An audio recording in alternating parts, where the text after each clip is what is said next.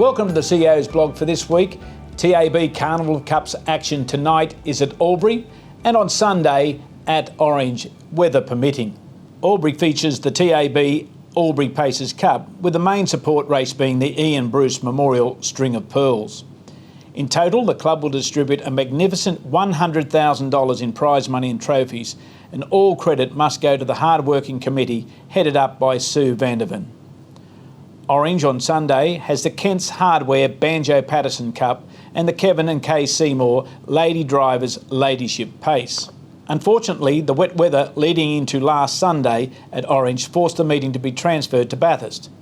And Frank McRae and his committee must be commended for protecting the delivery of prize money to participants with acting early on the transfer. Harness Racing New South Wales stewards, club officials and the Towak Park track curators will carefully consider all options for this Sunday, with rain again forecast leading up to Sunday. If rain is encountered, the meeting reluctantly will be transferred to Bathurst rather than looking to an abandonment, as a postponement will simply not be practical with a thoroughbred race meeting scheduled for next week. There were two Harness Racing New South Wales guaranteed 2-year-old races in this past week. At Newcastle, Comet Crusader for Clayton Harmey and Mark Callahan won, with Clayton providing the quinella. And trying to get to the pair is Ideal Mondo, but darting away the last little bit here is Comet Crusader. It comes on, and Comet Crusader for the money. At Bathurst, the filly Finery won for Stephen Conroy and Will Rixon. Silk Cloud's nearly there. Silk Cloud driving, but Finery digs in and won it.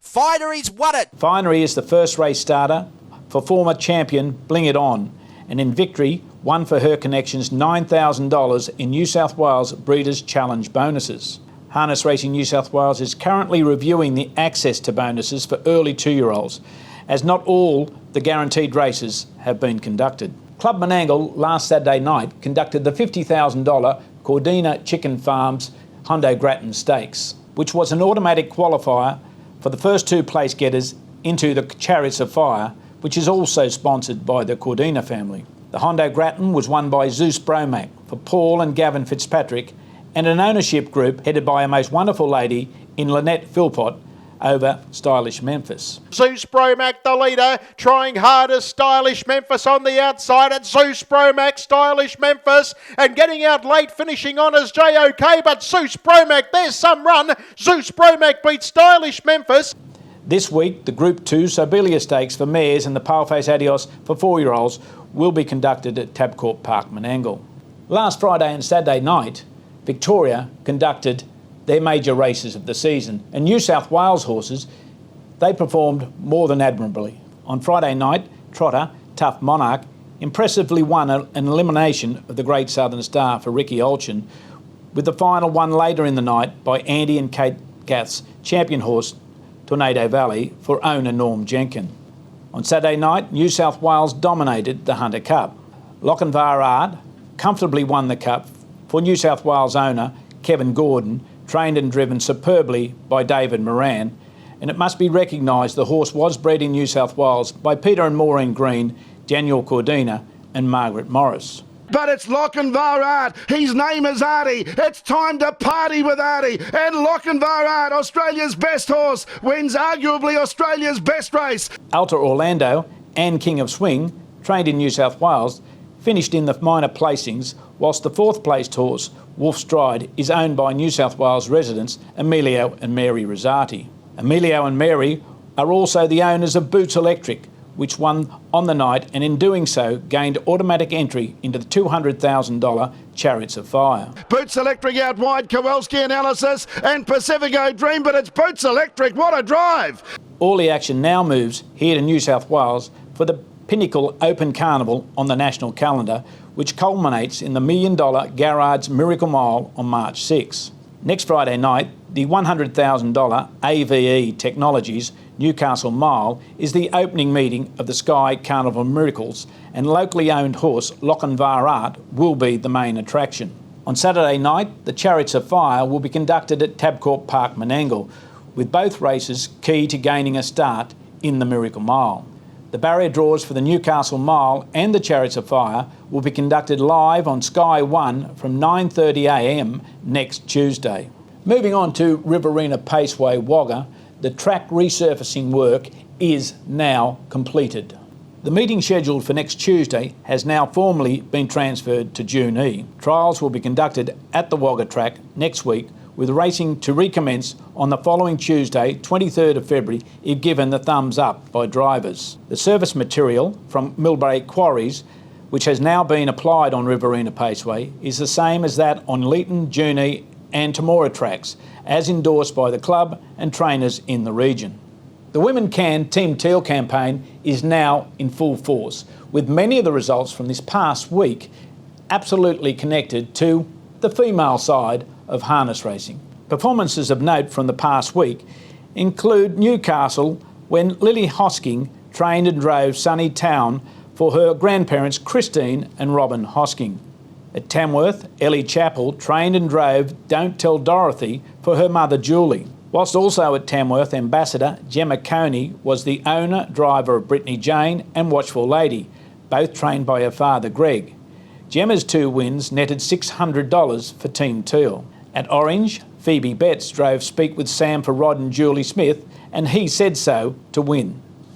Also at Orange, Team TEAL ambassador Amanda Turnbull landed the filly I'm Desirable for Father Steve and trained and drove Better Than Fast for an $800 boost to the fundraising effort. At Bathurst, Angela Hedges won with Rock and Roll Ranger, whilst last night at Penrith, ambassador Kerry Ann Morris scored with Marmita, with Robbie wearing the colours for Team TEAL.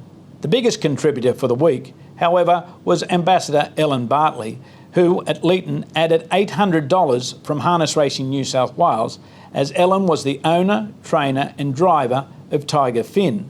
I'm extremely pleased to announce that the New South Wales Owners Association has come on board in this unique situation of sole owner, trainer and driver all being female, and the figure raised actually hit $1,000. We thank Duncan McPherson for his dedication to Team TEAL and Tabcorp for its national support, and I encourage all clubs, owners, trainers and any others in our industry to support the fundraising as we attempt to raise more than $50,000 in New South Wales this year. As at today, the funds raised for ovarian cancer research is $16,500. Tabcorp are donating $200 for every female winning driver across Australia, whilst Club Menangle donates $200 to every winner driven by a female at Tabcorp Park Menangle. Darren Hancock hit another milestone during the week, 1,300 winners as a driver on Drop the Hammer at Menangle last Saturday night. On Sunday in Melbourne, Australian Pacing Gold conducted extremely successful style. 94% was the clearance rate. Australian Pacing Gold will now move on to Sydney for the sales, which will be conducted the day after the Miracle Mile, Sunday the 7th of March. The New South Wales Breeders Association will conduct a yearling parade and barbecue on the Friday night leading into the great race on the Saturday. As part of the efforts of the Breeders Association, over the next 2 or 3 weeks, we will be promoting members' horses which are in the sale, which are New South Wales Breeders' Challenge eligible. So keep an eye out for these, but whatever you do, keep an eye out for every horse in that catalogue in the Sydney sale, because your chance will be there to buy one of the champions or 2 of the champions, or maybe many of the champions well into the future of harness racing in this state and possibly nationally. The COVID-19 protocols update for this week is that owners and essential persons will be permitted back into the stable areas at Penrith, Newcastle and Menangle as from next Thursday. There will be a little bit of protocol at the entry points, but please work with the clubs, work with the security and make sure we have a successful entry into the stables. And if you're not required there, social distancing rules really impact on these 3 tracks, so take care with that. We have now moved fully back into drivers wearing the colours which are published in the race book. So trainers, please don't forget to take the colours. Drivers, please adhere to what is best practice for promoting our sport here in New South Wales and nationally. Remember, the best form of protecting us from the virus is social distancing, personal hygiene, especially with your hands, and also wearing the masks. Masks are essential when you are in restricted confines, such as stewards' rooms and swabbing facilities. So please, everybody, be part of protecting the industry and follow those 3 simple tasks.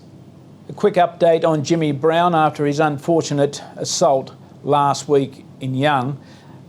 It wasn't harness racing related, but Jimmy is still one of our fraternity. Jimmy has now been transferred to Canberra Hospital, where he will be getting ongoing treatment. Another unfortunate happening during the week was with Simon Locke.